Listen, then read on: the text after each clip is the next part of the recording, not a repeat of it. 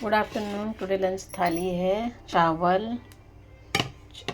चने की दाल, सोयाबीन डाल के, रोटी।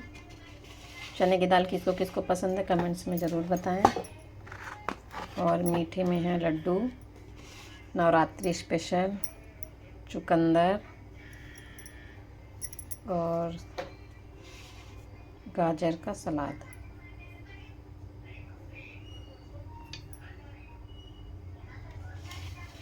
फाइनली मेरा लंच बनके तैयार हो गया। आज का लंच किसको किसको पसंद आया कमेंट्स में ज़रूर बताएं। चने की दाल, चावल, रोटी, लड्डू और चुकंदर और गाजर।